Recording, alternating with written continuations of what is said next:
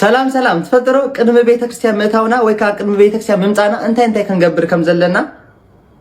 بسم الله وولد ومنفس قدوس احد املاك امين بخريستوس كريستيان بولد ولدا بمنفس قدوس منفساوያን ዝተሰማሁም ናይ ቅዱስ ቤተ ክርስቲያን ደቅሳት በዘለኹም ወሰላምኩም ክበዝሃል ለምን እንባርክ ስለማንቲ ከም እግዚአብሔር ቅዱስ ፈቃድ ኮይኑ ቅድመ ቤተ ክርስቲያን ምእታውና ወይካ ድሕር ምእታውና እንገብሮ ስርዓትን ሕግን ክንመሃሃሪና እንባርከስ ቅድመ ቤተ ክርስቲያን ምእታውና መጀመርታ ክንፈልዝ ዘለና ናቢና መጽና ዘለና ምስመን ክንዘራረቢና መጽና ዘለና ዝብል ንነፍስናን ክረዳንን ክንፈልጥን ወይካ ክነስተውዕል አዝዩ አገዳስዩ በመጣላ ቅዱስ ቤተ ክርስቲያን መስመጻና እንተ ንገብር አፍ ደገናይ ቅዱስ ቤተ ክርስቲያን ንሳለም ማለት እዩ ክንሳለም ኩለና ስቂልና ብዝልማድ አይኮነን ንሳለም ወይካ ስቂሉ ባህል ስለዝኾነ አይኮነን እንተዳ አው ወንጌል ማቴዎስ ምዕራፍ 19 ቁጥር 22 ዘሎ ኃይል ቃል ስለዘለዩ እታ ኢያይሳዊ ዝኾነ ሰቤቲ ወይካ እታ ና12 ዓመት ደም ዝፈሳ ዝነበረ ሰቤቲ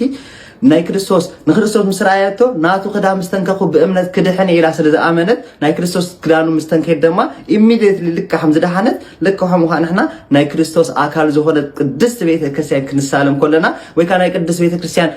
ደጋ ክንስዕም ክንሳለም ኮለና እንታይ ንብል ማለት እዩ ካብቲ ዘለና ናይ ኃጢአት ደዌ ካብቲ ዘለና ናይ ስጋ ሕማም ካብቲ ዘለና ናይ ኃጢአት ውድቀት ንድሕን ንፍወስ ማለት እዩ ስለዚህ ናብ ቅድስት ቤተ ክርስቲያን ክንከይድ ኮለና አፍ ደገ ቅድስት ቤተ ክርስቲያን ክንሳለም አለና ማለት እዩ በመቀጠል ናብ ቅድስት ቤተ ክርስቲያን ክንአት ኮለና አንተ ክንገብር አለና ከምዝ ክንብላልና በአፍና ሰላም እለኪ ቅድስት ቤተ ክርስቲያን አምሳለ ኢየሩሳሌም ሰማያዊት ሰላም ንዓኺ ይኹን ቅድስት ቤተ ክርስቲያን አምሳልና ኢየሩሳሌም ሰማያዊት ኢልና ሓንሳብ ትግሚልና ክንሰግድ ይግባእ እንባርከስ እዚ ከምዝ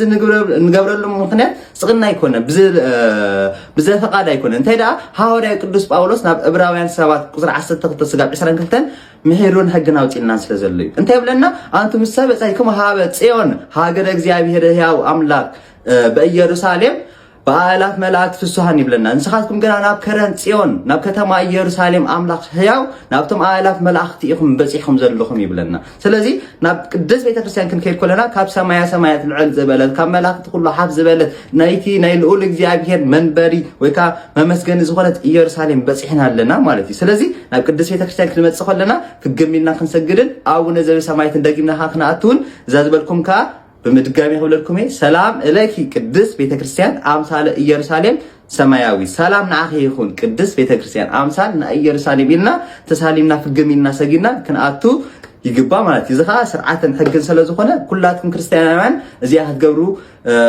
እላበኩም እንባርከስ ካብታት መዘላ ቪዲዮኻ ብዛዕባ ነፀላ አገባበርን ንምንታይ ከም ንገብርን ወይካ ክንደሻ ከም ንጽልይን ሕፅር ዝበለ ትምህርቲ ክንመሃሪና ወስባት ለእግዚአብሔር